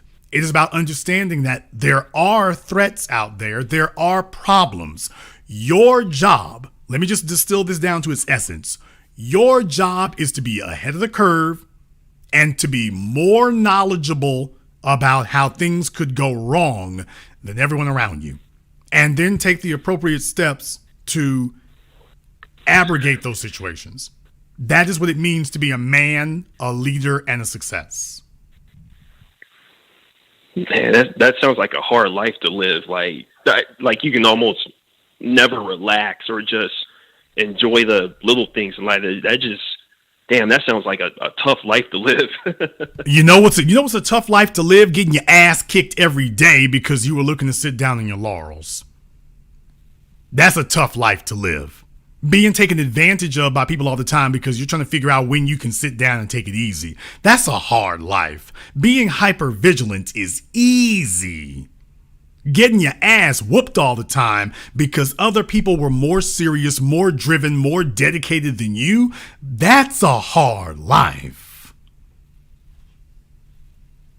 I ain't never met anybody I've met a bunch of people who are happy, ex-military, ex-corporate, current corporate, folks who work for me, who are very happy being vigilant all the time. I've never met anyone who was happy getting their ass whooped because they couldn't bother to be vigilant. Never met them. Never seen them. Never encountered them. Never seen them even once. Jeez. There's the problem that we run into. Jeez. Okay. Well, I'll leave you with this one thing. One last thing. I know you got a caller. It's about to be really quick. This goes pretty much to almost opposite of what I was raised on, because me, like typical black kid, came from a single mom. Always religion was trying to like preach towards me and shit like that. And my other relatives, they were always saying what's the word? Turn the other cheek and let God deal with them, and be nice to your enemy, and God will reward you, and all this other stuff. And then I'm listening to you, and it's like, damn, that's total opposite of what was taught. And when I come out to this real world, it's like my parents taught me this, or my grandmother taught me that, but the world doesn't do a damn thing like what they told me. So it's almost like everything I was raised on, was pretty much, excuse my language, bullshit. So it's taking all this in tonight. This program is. Well, I want you to understand what the problem is there, okay? Dr. John Henry Clark explained this so eloquently decades ago, that your religion is supposed to serve you. And where we run into trouble as black people, where we ran into trouble and continue to run into trouble, is when you have a religion that does not serve you. When you have a religion that serves other people, your religion is supposed to empower you. Your religion is not supposed to subjugate you or weaken you. It's supposed to empower you. So when you talk about the Arabs, the Muslims, the European, white folk, their religion, the Asian, their religions empowered them. We were indoctrinated to believe that the religion's supposed to subjugate us. And there's where the problem is. I don't have a problem with anybody's religion until they tell me that their interpretation of their religion weakens them. Their interpretation of their religion subjugates them. Their interpretation of their religion rationalizes them being in an abused, unempowered state. But I want you to remember this, and I've been teaching people this now for a couple of decades, and I want you to understand this. How old are you? I just turned 34 like 2 weeks ago. You're 34 years old. I want you to understand something when it comes to religion, okay? There's nothing wrong with religion. Religion is a fine thing. In the words of Dr. John Henry Clark, I defend all religions. I understand why they're here, and I defend their right to exist. I don't have a problem with the religions, but I want you to understand something. People use religion in order to reinforce that which they already believe. Now, there's the dirty little secret that your parents don't tell you, because it's not convenient to tell you that, because once you realize that, then you realize that they're not acting based on what they read. They're reading the parts that reinforce what they already feel. If your daddy's a coon, he's going to interpret the Bible to support his coonery. If your mama's a hoe, she's going to interpret the Bible to support and condone her hoeing. Even if the Bible doesn't allow for it, she'll find one verse in there, and that'll be the only verse she ever reads. She'll disregard the entire other 1,200 pages and just hold on to that one little verse, and that's the only one she knows. Your prosperity preachers do the same thing. So just understand, when you're dealing with most people, especially ones who keep referencing religion, listen to what they're saying. Are they referencing the whole thing, or are they just referencing one or two parts? And usually it is to defend their inadequacies. Because what most people will do is they'll take out the parts that reinforce that which they already believe. And when confronted with evidence to the contrary, they do not admit that they're wrong. They just keep repeating themselves. And we've had a horrible habit of powerless, weak black folk who sit up here and repeat the parts that reinforce what they already believe, what they already wish to believe, which is that there's a God out there somewhere who accepts them in their disgusting, degenerate, weakened state. And if God accepts me in this broken, weak, degenerate state, why then you have to accept me the same way too. So don't ask where your inheritance is. Forgive. God's all right with me, so you should be all right with me too. Just understand where that ultimately leads to. I'm okay with God, so whatever my problems are, you need to be okay with those too. Just understand where that's really going. All right. Understood, sir. Thank you very much for giving us a call tonight. Let me get caller from area code 346. You're on live with The Business. What's your name? Where are you calling from? What's going on, Jason? It's Reese from Houston. Reese from Houston, what's on your mind? Yeah, man, I just want to thank you for all that you do, all that you contribute to this black community, society as a whole. These programs are very empowering. It's a pretty sad occasion when you start listening to a radio station in your early 40s, and, you know, a few years later, you're hearing stuff that you never heard before your whole life, and it's connecting the dots things that never really sat right with you, things that didn't really make sense. You're trying to go along with the programming, but things ain't adding up. You're wondering why, things aren't working out the way they should or the way you intend them, or, you know what I mean? And you're exactly right, everything you say. So I want to thank you for, all the messages and everything, because what you were saying earlier about, nobody's going to be looking out for your interests like you. Nobody's going to be, trying to help you get where you're trying to go. And I had to learn that, as a man of, who started 2 businesses. You think your family's going to be all in. Like, man, this is going to change, break generational curses and change our legacy, all this stuff. And some people just can't see the vision. And, they just let you, try to do it all by yourself, when just a little input from, people that are supposed to be in your corner can change the whole, trajectory overnight. Compound, compressed time frames and compound, efforts. And, it's just it is a tough lesson. Thank you very much for giving us a call here tonight. Folks, if you're in your drugs or whatever, you're rambling a bit much, let's keep our comments brief here. Let me get caller from area code 404. You're on live with The Business. What's your name? Where are you calling from? Hey, this is your boy Will from Stone Mountain. Will from Stone Mountain. What's on your mind? Hey, man. I was fortunate to have a father who was a producer, and I always growing up, I was always looking at him like, man, nobody likes you, man. But now I'm 29 years old, and I spoke to you before. I was in the trucking industry, and I went from being a trucker to owner operator, so I'm making 6 figures now. And I realized the only way I get results out of people is by being rude, like a butthole, whatever you want to call it. And everything you say is just hitting the nail, hitting the hammer on the nail, man. It's just accurate. Well, it's accurate, up to you, man, because the real thing is understanding that if protecting your interests, not abusing other people, if protecting your interests causes people to have a negative connotation to you, then you just have to be like, hey, well, it just got to be what it's got to be. Thank you very much for giving us a call tonight. Let me get a call from area code 917. You're on live with The Business. What's your name? Where are you calling from?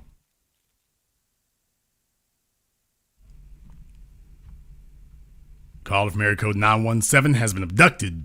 Caller from area code 713. You're on live with The Business. What's your name? Where are you calling from? Hey, how you Turn doing? off your speakers. Oh, yeah. Can you hear me now? What is your name? Where are you calling from? Kevin from Houston. Kevin from Houston. What's on your mind? Yes, sir. No, I guess I found you in the algorithm on here, but I'm hearing a lot of great black men coming on here that are doing things, and you all right. For myself, I'm not going to keep you long, but 2 years ago, I was a biomedical engineer. I rode 2 buses to work. Now I own 3 companies. One of my companies, I have 36 customers, including a couple of commercial people. And, the more I build in, the more I know that the word that you used, vigilant. Am I correct on that again? Well, hyper-vigilant, but yes. Hyper-vigilant, yeah. And, I've also noticed myself, how people act towards me. And this, I've always been a kind of an asshole, but, I do understand every time I try to talk to people, it does come off as being, you're arrogant. But then I started realizing I didn't care, because I said I was protecting my interests. I'm building myself. I'm changing stuff, everything from my rental property to my business, even the smaller business I have. So, I'm glad to hear, it is black men that's out here advocating for men that's being successful, not always advocating for the dudes that's in and out of jail. I'm tired of those guys always being in the forefront. So I really appreciate you, brother. I'm glad I found you, and I'll subscribe just to, check you out and everything. Thank you very much for giving us a call tonight. Please do give us a call again. Let me get caller from area code 205. You're on live with The Business. What's your name? Where are you calling from?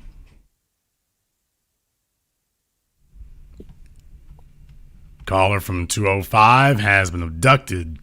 Caller from area code 703. You're on live with The Business. What's your name? Where are you calling from? Hi, I am Janice calling from Northern Virginia. How are you doing, Jason? Okay, Janice calling from where at in Northern Virginia? Arlington. Janice calling from Arlington, Virginia. What's on your mind? Yes, I was calling. I like a lot of the information that you're sharing with the young people. I was just interested in how do I invest in the organizations that you have to help tackle the poverty and crime rate in Shreveport, Virginia, not Shreveport, Virginia, Shreveport, Louisiana. That's what I want to invest in. You have an organization there to help with that, right? Okay, well, definitely I would first and foremost be more concerned about the single motherhood and crime in Arlington, Virginia.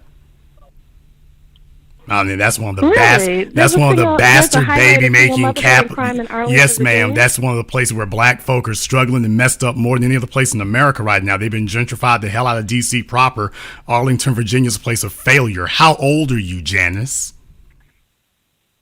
35. But, okay, you're 35 years old in one of the bastard baby-making capitals of America, one of the economically deprived areas in America. They've been gentrified to hell, and she's calling me up to ask about how to help somewhere else. Baby, you need to help yourself where you are. So put down the mollies, get off the phone, get a job, and go do something where you are. Understand that. That is one of the they've been gentrified to hell out of there. No, ma'am, you can't help us. We can help you. You've got nothing to offer us ever in life except to tell us how to fail. Caller from area code 470. You're on live with The Business. What's your name? Where you calling from?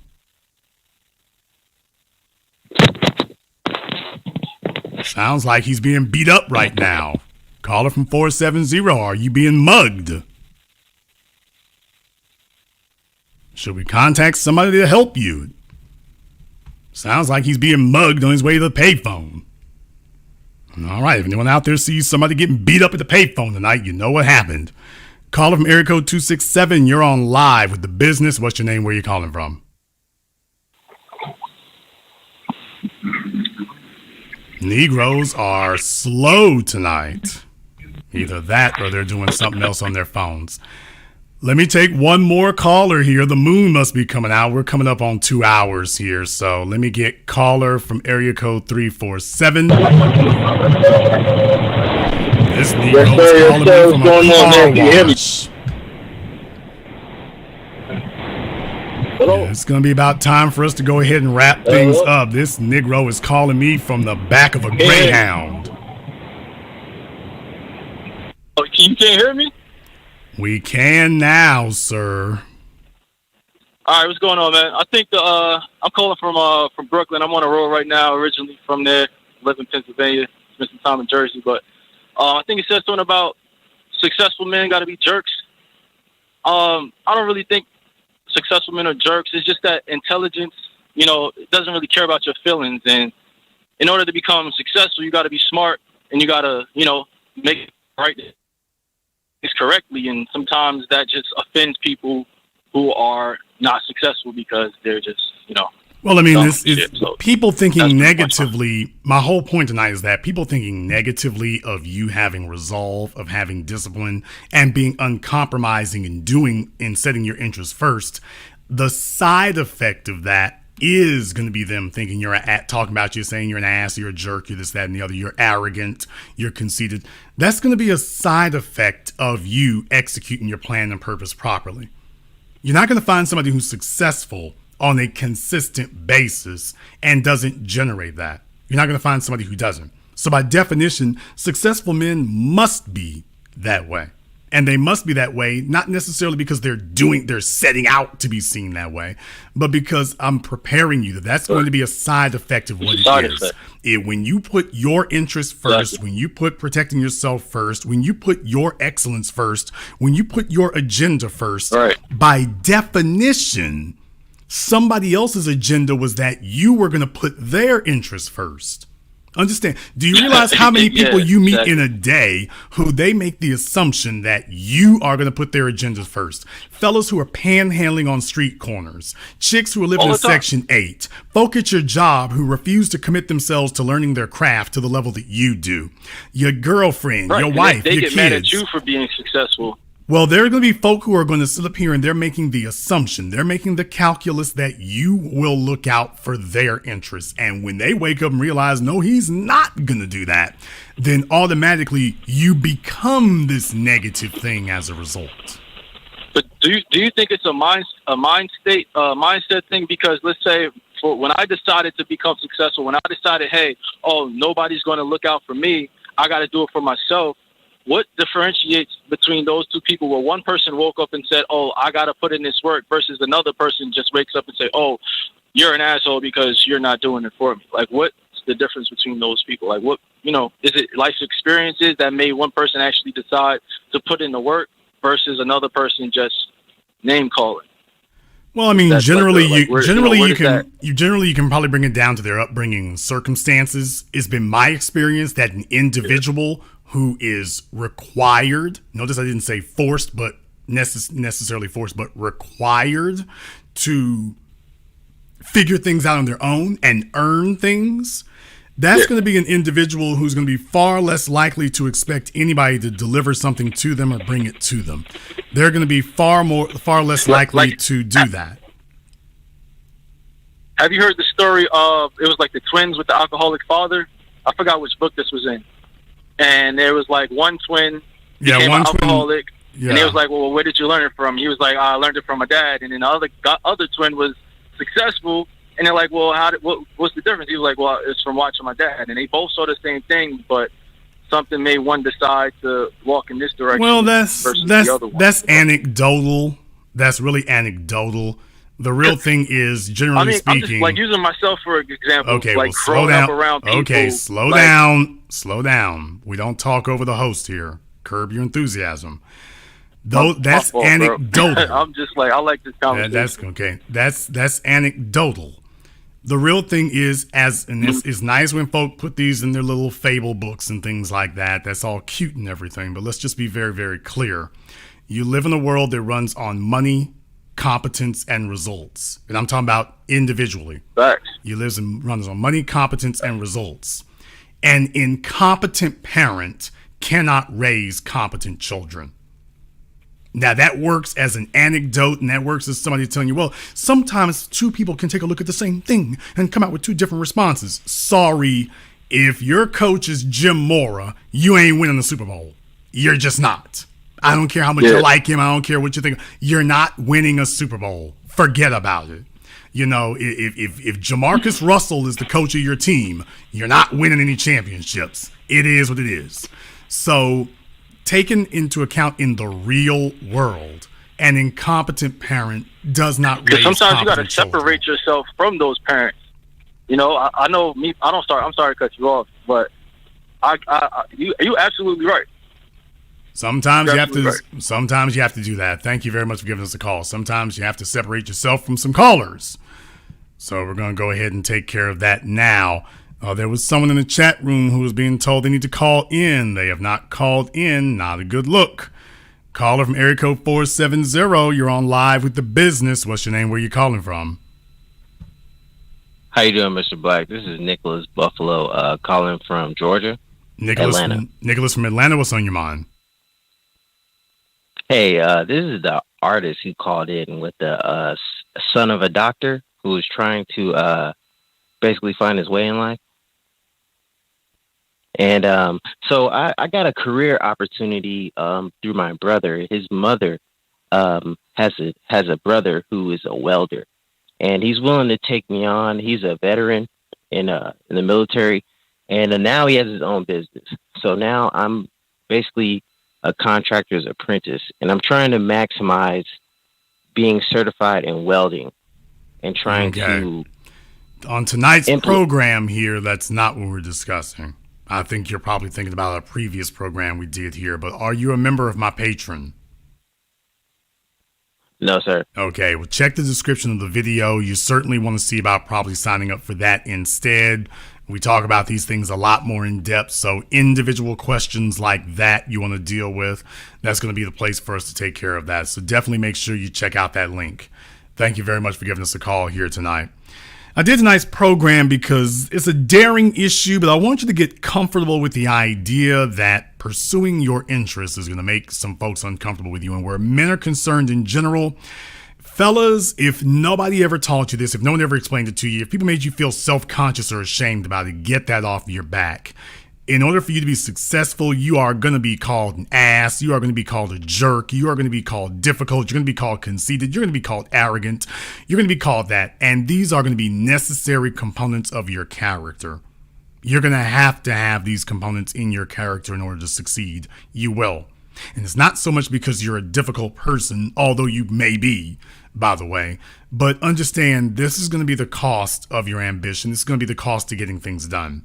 You will be upset by many things in life, but the things that will break your heart the most are the things you did not get done. The things that you sacrificed for other people's interests instead of your own. Those are going to be the things that really hurt you. Those are going to be the things that really ruin the way you take a look at your life in the world. That's going to be where it really comes down to. If you want to see the things that you're going to regret most in your life, it's going to be when you put other people's interests ahead of your own. Those are going to be the things you really have a problem with. And you're going to look back on it and you're not going to give a damn who liked you or who didn't like you, because you're going to realize they didn't care that you liked them or didn't like them. They put their interests ahead of you. I am telling you that you are rarely going to regret putting your interests first. That doesn't mean you go around victimizing people or abusing them. It's not what I said. You don't have to abuse people to get to set your interests first. But by the same token, yeah, you might have to step on some toes. Some toes of some people who assumed you were going to put your interests before theirs. Some toes of some people who figured that you were going to put their interests ahead of yours. Yeah, if they put their foot out there assuming you were going to do that, yeah, they're probably going to be upset. They probably will be. And you don't have to apologize for that. You don't have to apologize for that. If you're new here to the business, welcome to the program that laid the foundation upon which all these copycats and fakers are stealing and copycatting everything that they're going to be saying on their programs here. You got the real here tonight, so make sure you like the program, make sure you share the program, but also make sure you subscribe. Very, very important that you do that. If you're one of the people who's been listening here, I have a large number of folk who just listen and are not subscribed to the program. So why don't you go ahead and take care of that? YouTube has us under a bit of a shadow ban, but it's very good to be able to aggregate those numbers. So make sure you do that for us here. And if you haven't checked out our Patreon, a lot of good things we do over there. Stuff that's not safe for YouTube over here. Helps to keep us safe and protected. So if you haven't signed up for the Patreon, you want to go ahead and check that out. A lot of people are happy with that. We have one-on-one discussions there that we can't have here on YouTube. A lot of in-depth information we get into. So definitely go ahead and check that out as well. It's going to be well worth your time. This concludes tonight's broadcast of The Business. I am your host, your brother, your humble servant, Mr. Jason Black. And until next time, my brothers and my sisters from around the world, remember, handle your business or your business will handle you.